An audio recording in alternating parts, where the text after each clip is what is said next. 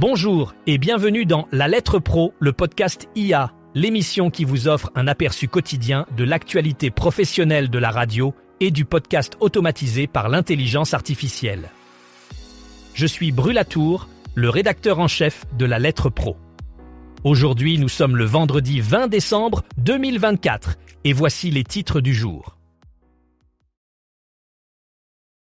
Tout d'abord, nous vous souhaitons un joyeux Noël et de bonnes fêtes.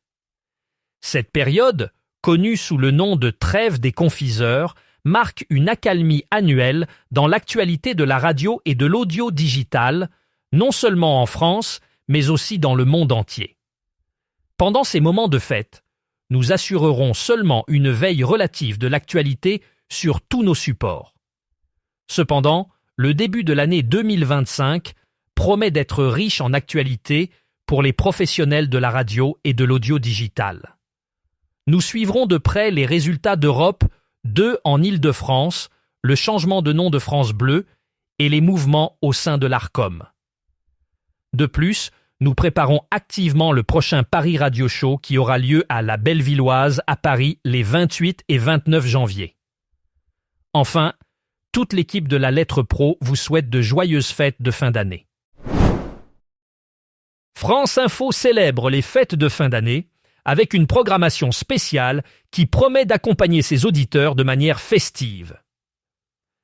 Dès le 23 décembre, la station propose une variété d'émissions consacrées à la culture, à la chanson et à la gastronomie, disponibles sur France Info et franceinfo.fr. Parmi ces programmes, ces chansons qui reviennent, animées par Bertrand Dical, explorent les titres intemporels qui se réinventent au fil du temps.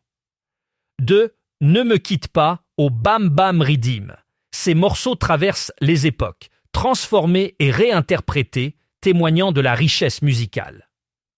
Dans « Table de chef », Bernard Thomasson invite les auditeurs à découvrir des cuisiniers passionnés qui partagent leurs histoires et leurs plats emblématiques, symboles de la convivialité des fêtes. Enfin, Tout public, dirigé par Frédéric Carbone et l'équipe culture de France Info, offre une immersion dans les lieux de création artistique, des coulisses du théâtre Mogador au jardin de Versailles, en passant par l'atelier d'un dessinateur pour inspirer des idées de cadeaux culturels uniques. Anne Perrier, âgée de 53 ans, a été nommée directrice d'un RCF Belgique, la radio chrétienne généraliste couvrant la Belgique francophone. Elle succède à Jacques Gallois, fondateur et directeur bénévole depuis 2019 et prendra ses fonctions le lundi 6 janvier 2025.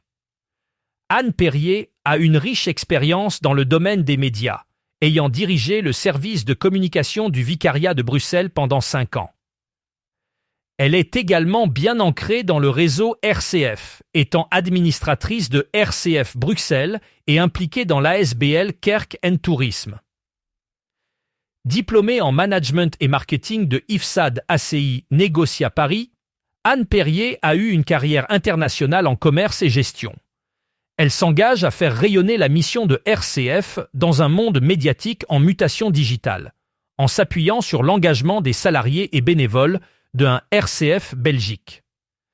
Jacques Gallois continuera à soutenir la transition au sein du conseil d'administration. Frontier annonce avec enthousiasme que ses solutions de récepteurs DAB+, ont obtenu la certification Automatic Safety Alert, franchissant ainsi une étape majeure avant le lancement du système de sécurité prévu en 2025. L'Automatic Safety Alert est un nouveau standard de sécurité qui s'appuie sur le DAB+, pour permettre la diffusion fiable de messages d'alerte vitaux. Cette avancée technologique est cruciale pour améliorer la sécurité publique, en garantissant que les alertes soient diffusées rapidement et efficacement à travers les réseaux de radio numérique. Grâce à cette certification, Frontier se positionne comme un leader dans l'innovation des solutions de diffusion numérique répondant aux besoins croissants de sécurité et de communication d'urgence. Cette reconnaissance ouvre la voie à une adoption plus large de leurs produits sur le marché international, renforçant la confiance des utilisateurs dans la fiabilité et l'efficacité de leur technologie. Groupe HPI a réalisé une année exceptionnelle avec une augmentation notable de son audience, en hausse de 9% sur les 12 derniers mois. Avec 420 000 auditeurs quotidiens et 163 fréquences en modulation de fréquence et DAB+, HPI se positionne comme un acteur majeur sur le marché de la radio en France. Cette croissance témoigne de leur capacité à attirer un public diversifié et à s'adapter aux évolutions technologiques du secteur de la radiodiffusion. En renforçant leur présence sur les ondes, le groupe affiche des ambitions nationales, cherchant à étendre son influence au-delà des frontières régionales. Leur stratégie semble porter ses fruits, consolidant ainsi leur position dans un environnement médiatique compétitif. France Info a été honorée lors du prix Varenne 2024, un événement prestigieux qui célèbre l'excellence dans le journalisme. Agathe Mahuet, reporter à France Info, a reçu le Grand Prix Varenne dans la catégorie radio pour son reportage poignant intitulé « Ukraine, le pêcheur impassible malgré la guerre ». Ce reportage, diffusé le 21 avril 2024, met en lumière la vie quotidienne des Ukrainiens vivant près de la ligne de front. Agathe Mahuet, accompagnée de Jérémy Tuile et Yachar Fazilov, a rencontré Mykola Alexandrovitch, un ancien policier de 73 ans, résidant à seulement 6 km de la frontière russe dans l'est de l'Ukraine. À travers l'histoire de ce pêcheur, le reportage illustre le fatalisme et la résilience des villageois face à la guerre incessante. La Fondation Varenne, qui organise ce concours depuis 1989, continue de promouvoir et d'encourager les métiers du journalisme à travers cette récompense annuelle. La radio commerciale australienne a connu une année 2024 exceptionnelle, marquée par une dynamique sans précédent. En effet, elle a atteint une part record de 75,9% du marché de la radio, son plus haut niveau depuis plus de 20 ans, selon l'étude GFK 360 Radio Ratings, citée par Commercial Radio and Audio. Cette performance remarquable met en lumière l'attrait croissant de la radio commerciale auprès du public australien. De plus, l'étude révèle que 12,3 millions d'Australiens écoutent la radio chaque semaine, établissant ainsi un record d'audience annuel. Ce succès témoigne de la capacité des stations de radio commerciales à s'adapter aux attentes changeantes des auditeurs en offrant des contenus variés et pertinents qui captivent un large éventail d'auditeurs.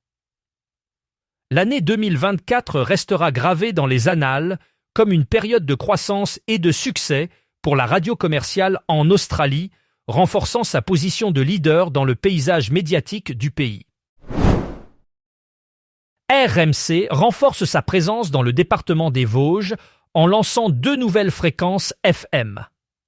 Depuis hier, les habitants de Remiremont peuvent écouter RMC sur 91.0 FM, tandis que ceux de Gérardmer ont accès à la station sur 87.9 FM.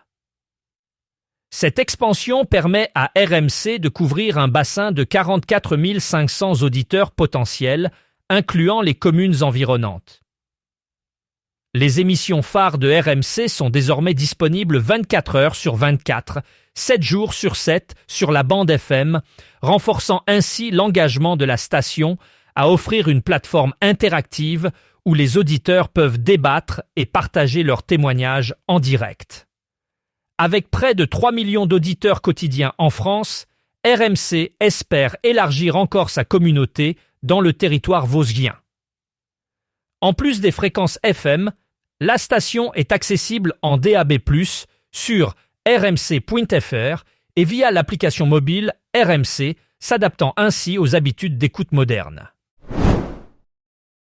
Énergie Belgique a créé l'événement ce jeudi 19 décembre en diffusant en boucle All I Want for Christmas Is You de Maria Carey pendant 24 heures. Ce coup médiatique a visé à marquer le début des festivités de Noël de manière originale et audacieuse.